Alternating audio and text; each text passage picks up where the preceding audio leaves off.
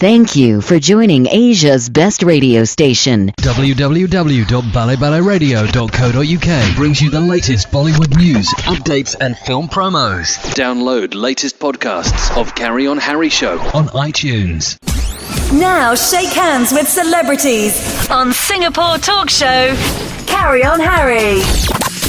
Inviting music composers, producers, artists on board on Carry On Harry Talk Show for connecting you to worldwide audience. Write to Harry Johal at carryonharry.com or visit www.carryonharry.com for more details.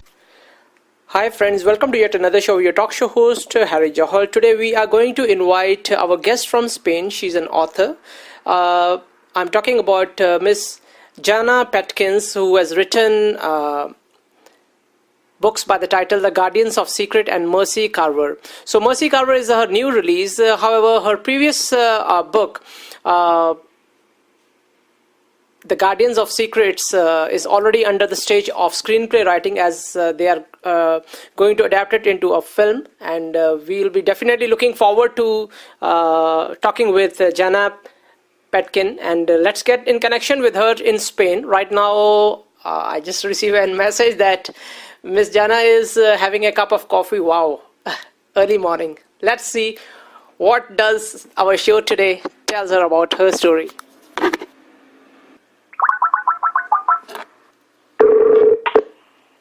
Hello. Hello, good morning. Good morning to you, ma'am. I just come to know that you're already enjoying your cup of coffee. It's wonderful. Yeah. The dog wakes me up at 7:30 every morning, so I have to get up, whether I want to or not. Yeah, correct. But it's nice, connecting with you. Right now, you are sitting in Spain and I'm sitting in Singapore, and we are here to talk and discuss about your story and about your two wonderful books, The Guardians of Secret and Mercy Carver, The Dark Shadows. So, ma'am, so tell me, for you, it has been quite like a journey for your life, because I was reading your biography and so many things you have learned on the way, and I'm very much sure that you've been putting all your experiences into the books. That's why they are being, loved by your readers. So tell me a little bit about, about yourself first. I want to hear it from you rather than, reading just the papers. Yeah, thanks, Harry. When I was 16, I joined the British Royal Navy and left home and spent 7 years in the Navy as military police. So I arrested quite a few drunken sailors in my time and learned some martial arts. And when I left the Royal Navy, I was a bodyguard for a Saudi Arabian princess. And travelled the world with her, mostly to America and New York in particular. Okay. And when that ended, I worked for British Airways long haul, and I've been to Singapore many times actually. Is it? I love the city. Yes, I love Raffles. I love Raffles Hotel. And unfortunately, we had a flight leaving Lagos in Nigeria. With some very bad turbulence, and my head hit the ceiling of the aircraft. So that was the end of my career. And to try and get the feeling back in my hands, because I was paralysed on one side, I began to write, to use a keyboard to try and gain some feeling in my hand. And before I knew it, I had written a book. So. That's how it all began with writing for me, really. Was just a lot of calamities which had changed my fate completely. But you see, ma'am, even though in those adversity times you never gave up, and I think it became, your, final power, the woman power did come and emerge, in the form of the writer within you, and you really put up your talent and your grit to move ahead in life, all together, and you came up with some wonderful books, The Guardians of Secret and the new release Mercy Carver. So tell us a little bit about about your first book, The Guardians of Secrets. I heard that it has also been adapted to be made into a movie. Yes, it has. The Guardian of Secrets really took me by surprise, because it was the book I wrote whilst I was quite unwell, and it took me 7 years to actually finish the book. it's a historical fiction story, a family saga, and it has a bit of everything. It really was my frustrations coming out in the book. There's murder, there's love, of course, and there's war. And it's a story basically of the family members and how they deal with the conflicts that happen in their lives whilst trying to maintain family unity. And it was a labour of love, and I believe it's a very passionate book. And the readers were saying over and over with the reviews, this should be a movie, you've got to do something about this. Mm-hmm. So the screenplay has now been completed, and I've had quite a few interesting invitations to submit to some production companies in Hollywood, Beverly Hills, and I'm just waiting to see what's going to become of this. The book is so long that a movie for me would probably not do it justice, because there would be so much left out, which often happens. Yeah, correct. So I'm kind of hoping that it would pique the interest of someone who would like to make it into a mini-series or a series rather than a standalone movie. Correct. I do agree with you that, while you're writing, a book, the parameters are different, but when a screen adaptation happened at that time, a lot of, factors have to be taken into consideration, the budgets and, what the audience wants to see on the screen, and sometimes the compromises do happen. But anyway, ma'am, you have already tasted your success with the book itself, The Guardians of Secrets. Would you like to share with us like a few of great things that came out once the book was released? Any like feedback which really was something that you were amazed with, apart from this getting it into a movie thing?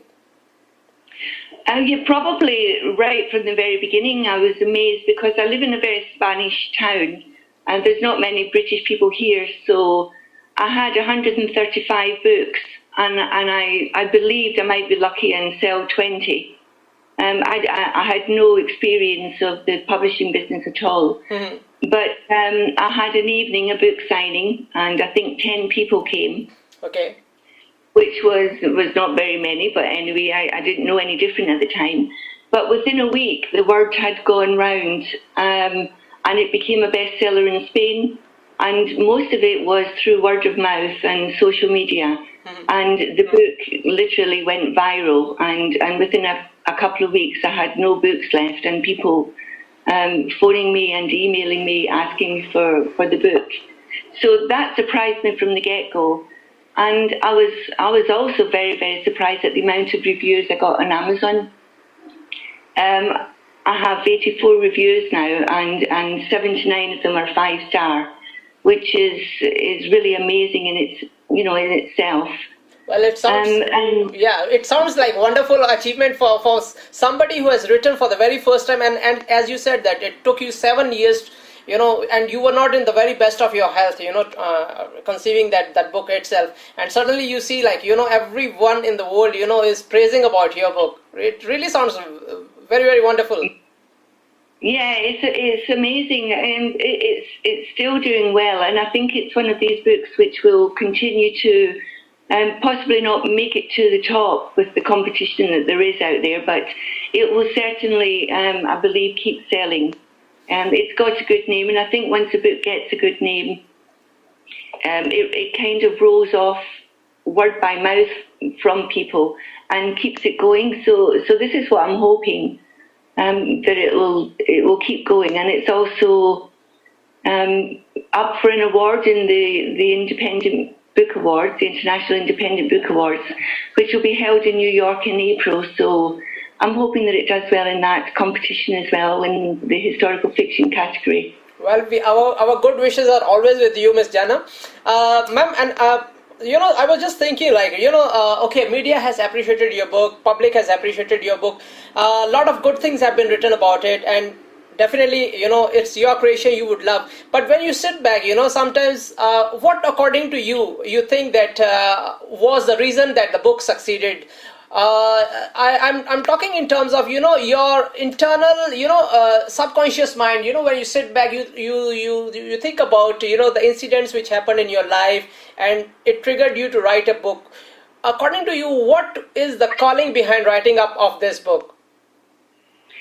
Well, the calling behind writing, to be honest, when I began writing it, I wrote the first page, and I didn't really have a clue where I was going to go with it. I'd never written before, and so it was something that happened round about chapter 10, and I suddenly thought that maybe it would be possible in the year 1912 to take characters from one country and place them in another, which was very unusual. And because I live in Spain and I know Spain's history and the terrible war that happened in Spain, the Civil War, I decided that that would be something really well worth writing about. And I was lucky at the time because there were still survivors here in my town. And I was able to interview a lot of people who had actually fought in the Civil War and had been children at the time and could give me first-hand accounts. And this spurred me on to greater things and to go into the war very much, not so much with battle strategies, but actual experiences of the feelings of the people. The hatred for the church, for instance, and the hatred for the monarchy, and even the aristocracy's hatred for the peasants, and it brought out a lot of passions in me. And I think this is one of the reasons the book's been so successful, because a lot of people have really, really been emotionally involved with the story. Correct. So this genre of writing is something which is very close to your heart, or you just picked up, being your first book, you just wanted to write something, which is more historical in nature, rather than, picking something which you really, feel to write about? I think history is the correct genre for me. I think that the genre picked me because I've always loved history and studied history. And at the moment, and for the foreseeable future, I can't actually see myself writing anything but history. In fact, I have ideas for the next 3 books based on historical eras and historical events. So I love history, and that's what I'm going to stick with. That's lovely that you believe to bring the historical work into a little bit of adding a fiction to it, and presenting it with historical facts. Yes, I like to write fast-paced stories where there's a lot of action all the way through, and a lot of emotional turmoil in the characters with the historical backdrop of the time and the events that were going on. It really, really gives me a kick. I just love that. Yeah, that's good. That at least means you believe that you should pursue the passion, the something which you really love to do. You are doing, and you are quite fortunate. And I think a lot of people, want to do that kind of a thing, but there's something which always, they give more importance to obstacles. So there's something to learn from you, that if you really love something, then you should go with stick to your heart and do and write what you really love to do. Ma'am, how different is your second book from your first book, the Mercy Carver? How different is it from the previous one? Well, for a start, it's a series. It's a 2-book series. So the Mercy Carver is a huge book in the sense that it will come with 2 books rather than one novel. The story has moved on to the American Civil War this time. So obviously it's very, very different in theme. Correct. And I'm also very, very aware of human trafficking in our world at the moment and human slavery. And I wanted to tell a story about that, but in the mid-1800s. And so it's a story of a white woman who's very, very poor from London, and she's abducted into slavery. And then, of course, goes to America. So the story is completely different. But I think that the premise is the same because the characters are all very much telling their story in their own emotional way. Mercy Carver is just a poor woman who gets into a jam every time she walks out her front door. Something terrible happens to her. And so it's a story of courage and triumph. And that's the only parallel that's actually with The Guardian of Secrets. Correct. So, ma'am, while you were, thinking to write about your second book, of course, like you have the passion about the historical, literature as a backdrop. So, how did this idea, come to you? Was it like you read about something somewhere that, or some character emerged within your subconscious mind while you were, doing something, or maybe sleeping, or, just moving around? What exactly was the inception of this thought that you wanted to write something about the slavery, and how did the characters emerge out into your mind, and then you finally took up the paper to write it down? Well, Mercy Carver is totally in my imagination. She might be a little bit like me. Okay. She's completely from my imagination, and I don't actually. If I could sit here for a couple of days, I couldn't think of another character like her. So I believe that she's very original, and I wanted to connect her with the American Civil War because I spent 5 months in Virginia, which was very active in the American Civil War and a very important state. And because of my love of history, I didn't think about a book at the time, but I was interested in seeing Civil War sites, and the whole area of southeastern Virginia just struck me as the most marvellous place, which is so easy to describe, that I decided to use that in the book. And that's the reason I took her from England to America, so that I could place her in Virginia. Okay, fine. So, did you have to go through a lot of historical, era of that period, or was it very easy for you to, grab up the details? What kind of research went on, to understand the period itself before you put the character in that period? I think with historical fiction, if you're going to write historical fiction, you should have a lot of respect for facts.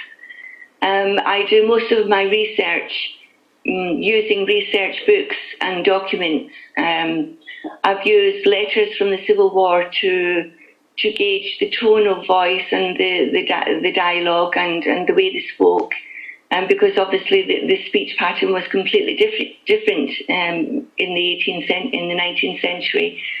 I also researched in libraries the history of Virginia and its role in the American Civil War, using archived documents. So there is a lot of research goes into writing a historical book, any historical book. But when you're talking about war, it has to be very, very accurate. Otherwise, you do a disservice to the people and the descendants of those who fought in the war. So yeah, it takes a lot of time, a lot of patience. But luckily, because I love history, reading about it is never a chore. It's actually a joy. Correct. Since you mentioned that Mercy Carver is going to be a 2-book series, so ma'am, the plot of the 2 books, is it already in your mind? Have you already decided about the starting point, the middle, and the end of the entire 2 series book, or is it as the book progresses, the incidents, they come to your mind and the book keeps moving ahead? How is your process of writing or thinking about the concept? Actually, that's a good question, because a lot of authors, I believe, write an outline and more or less know where they're going with the story. Whereas I don't, I can't seem to be able to do that. And consequently, when I write, every page and every chapter is sometimes a surprise even for me. Mm-hmm. And it generates quite a few twists in the story. And that's only because of the mood I'm in when I'm writing. I never know what the ending's going to be. I only know the journey when I'm actually taking it. I mean, obviously there has to be some sort of structure, but it's very, very loose with me. And to be honest, I just go for it on a day-to-day basis, and kind of see what my character is up to, what she's doing, and if I feel she's boring me, then I believe she's going to be boring the reader, and so I have her actually doing things, and other characters coming in to twist her about and make her life just that little more interesting. So this is more or less my process for writing. Correct. So while you are, in your thought process, do you ever let's take a little bit flight into the thoughts. Let's go into the world of imagination. Do you ever confront the main character of your book, in your mind that, okay, this one is your character and this one is Jana herself? Does your character ever tell you that, Jana, please be soft with me, please let me go through the, the lighter things, don't make my life so tough? It did the other day, actually. I was a bit of a strange mood, and I'm writing the second book in the series, and when I read over the chapter, I thought there was more of me in there than there was of the character. Okay. And she was a little bit despondent, and I scrubbed the whole chapter because I didn't want her to be despondent.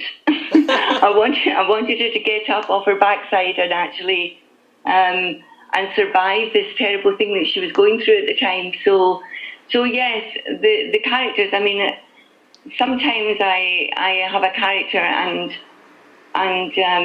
they have to die for the story's sake. Correct. And I find that very, very tough. Yeah, correct. Especially when it's a character that I actually like. When it's a villain, then I have sheer joy killing them off in the most imaginable ways. Yeah, that was going to be my next question to you.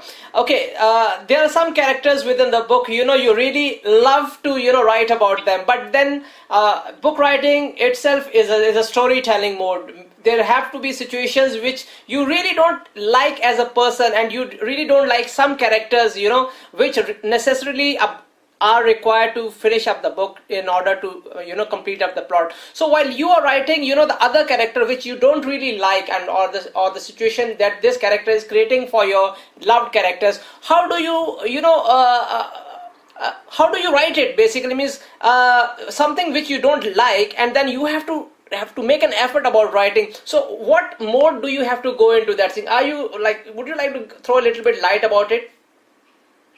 Yeah, there's two very good examples. The Guardian of Secrets has a terrible villain, and he is one of the main characters throughout the book, and I could not kill him because he was just so interesting, and I despised him. But the way I looked at it was I had to make him very, very enjoyable to read about.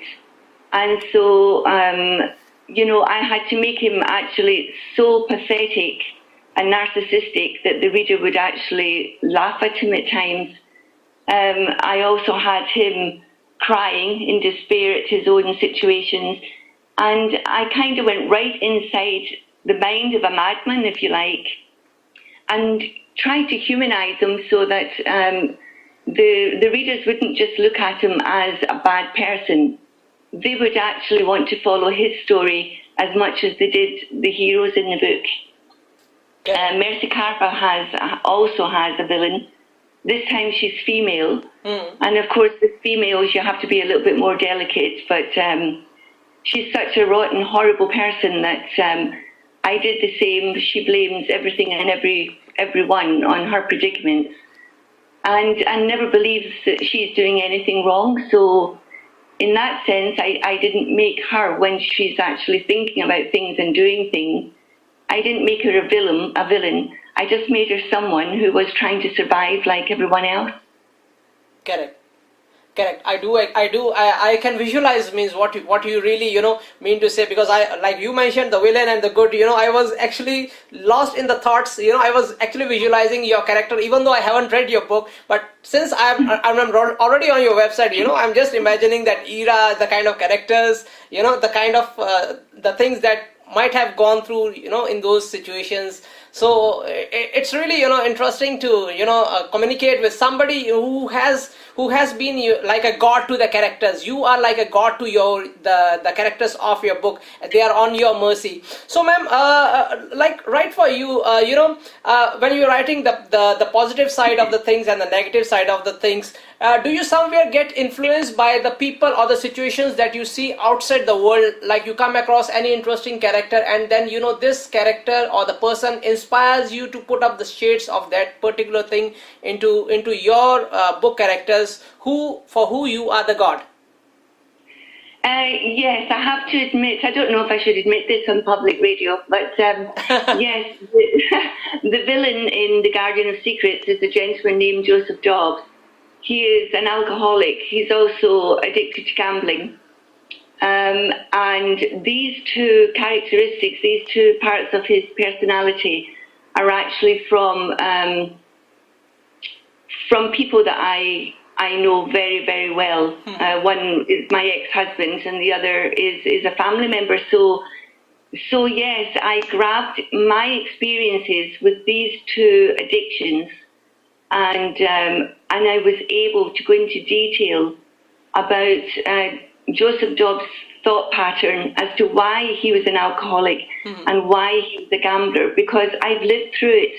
I've lived through the experience with people in my own life. So yes, definitely. Characters that you meet along the way in life can have an effect on what's actually real. How real is a gambling habit? How destructive is it? How it can totally destroy an entire family. Correct. These things are real. They happen in real life. And what I did was able to put that realism in the book because I'd suffered through it. Okay. Yeah, I think we have spoken quite, intense thing, and we should take the topic a little bit lighter side before we end up the show, because I want your day to be great because you're just starting your day. So may I know your cup of coffee has already been finished or not? It's long finished. Okay, fine. So, ma'am, apart from, writing up the books, what are the other lighter things you as an author, pursue in your life? So that, the lighter side of the life, like the tender things, which should always exist in a creative person's life. What are those things? What are your hobbies like? Would you like to tell? Because before ending, I want you to be in good mood. Oh, I'm in a great mood. Believe me, I can switch off from my book anytime. Yeah, my biggest hobby when I get time is oil painting.